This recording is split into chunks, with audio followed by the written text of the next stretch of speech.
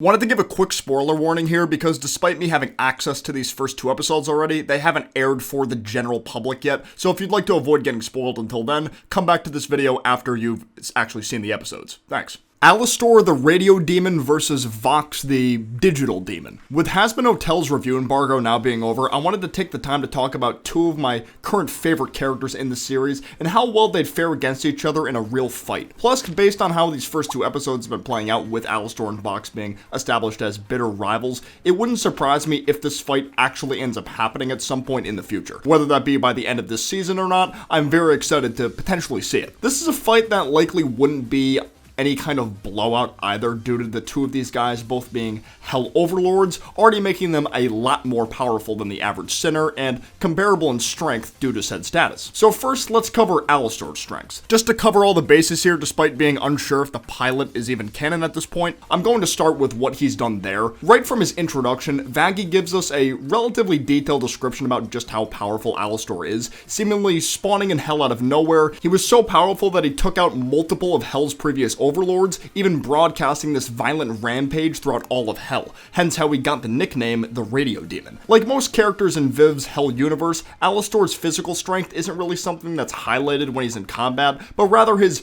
dark magic abilities as a demon. Some of these notable abilities include teleporting other sinners to his location, conjuring things like fire, clothing, and black shaded demons that seem to be unique to Alastor. So far, these fully shaded guys seem like they've only been on screen whenever Alastor has used his magic. Then what seems to be his most powerful ability so far, the giant tentacles that can spawn in multiple portals at once. Tentacles which movements he has complete control over. These tentacles completely destroyed Serpentius, his egg posse, and the blimp he rides around in. To give an idea of just how strong this is, Serpentius' blimp had enough weapons equipped to it to cause a noticeable amount of damage to Pentagram City. At bare minimum, city block level, based on how many cracks in the streets and destroyed buildings were in the background when Cherry Bomb and Angel were fighting Serpentius in the pilot, which in turn would make Alastor's tentacle attack also city block level at the bare minimum. But since Alastor was able to take out this blimp with all those guys in it with such relative ease, I'd say there's a reasonable cause to round this attack up to multi-city block level, or maybe even small town level. The main show does an even better job showing just how much of a power difference there is between Serpentius and Alastor. Pentius saying they've done battle 20 times, implying Pentius was so weak that Alastor couldn't remember him at all. By the time their squabble ended, Alastor ended up causing a giant green explosion that looked to be about the size of the Hazbin Hotel building. Granted, Serpentius survived this attack, but I don't think Alastor was fighting super seriously here, to be honest, with how he was laughing. It almost felt like a predator simply playing with their food instead of just going for a direct kill. Now, onto Vox. Despite having noticeably less screen time than Alastor at this point in time, oh, the irony! The first two episodes of Hazbin did a pretty good job at showing the audience what this guy is mostly capable of. Episode 2 seems to imply that Vox acts as the unofficial leader of the V's, just based on how he seemed to assert dominance over Valentino in particular during their conversation about Angel Dust and how he called a meeting when he was getting worried about Alastor becoming too powerful. Velvet's a weird case though, because she felt like she had the least screen time of the V's, only really being involved with picking out outfits for the models that work for her, so it's kind of impossible to judge her powers other than from her overlord title. Most of Vox's powers seem to be rooted in the electricity imbued in technology, or just his own body, most notably televisions and cell phones. This is probably just my own assumptions talking, but it almost seemed like the more people who used the Vox Tech products he was selling throughout his introduction, the more power via electricity he gains. This same technology seems to have a hypnotic effect to it, which presumably keeps sinners buying his products or wanting to constantly use the current products they've already purchased. Vox can implement this same power directly from his face too, specifically his left eye, rendering those affected completely hypnotized to the point where they can't even move for a bit. As for mobility, Vox may have the potential to be one of the fastest characters in Hell due to his ability to teleport through technology and just in general. We have seen Alastor move on the faster side through his shadow, but Vox is, basically teleporting, which means he's probably a bit harder to actually,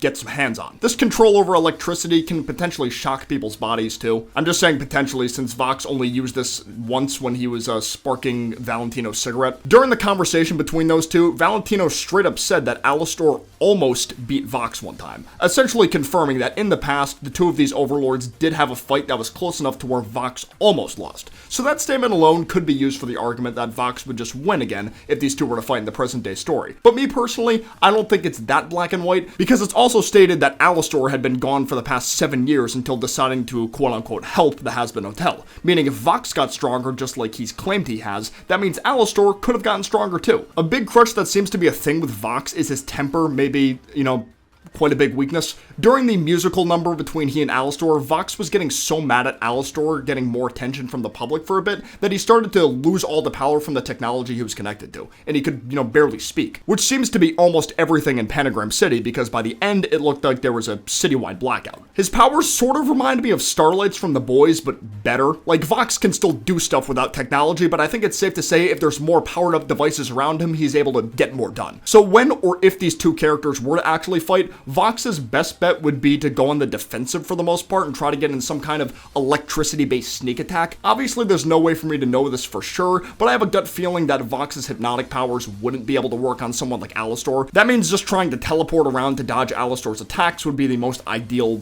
way to tire him out. This is the best case scenario for Vox though, because with the knowledge we have now, it feels like speed and control over technology are the only two big things really going for him that would be useful in a fight against someone as powerful as Alastor. Alastor's attack potency and insane variety with dark magic spells just seemed like it would be really hard for Vox to get around enough to actually secure the W here. I don't think it would be a blowout by any means, but the facts are the odds are just kind of stacked against Vox at the current point of the story. Plus, if these two do actually fight at some point in canon, even if it's not until season 2, then for story-related purposes, Alastor would likely just end up securing the win anyway, due to the fact that he's technically on the side of the Hazbin Hotel crew, which are the literal main characters of the show, and the V's, along with Adam, seem like they're being set up as the core villains of the story. It just seems inevitable that Vox is going to taste defeat from Alastor or the whole Hazbin staff at one point or another due to being a villain. Villains kind of have to get defeated. Granted, I wouldn't be necessarily against the idea of Vox somehow beating Alastor to set up some kind of new conflict to get Alastor back into power or something, though that might end up taking too much attention away from the main goal for the hotel in the context of the story, so that's probably a bit of a reach on my end, I will admit. With the already questionable pacing of these first couple episodes I've seen, I feel like a timeline where Vox ends up completely dominating Alastor to the point where he disappears again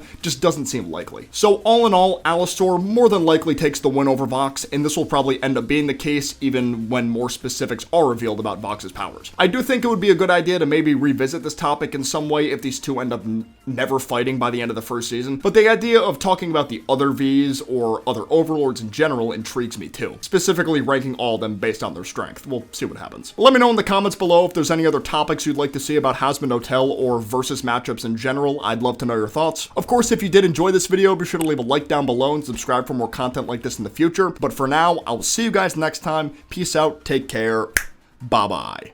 You'll have to try harder than that next time, old pal.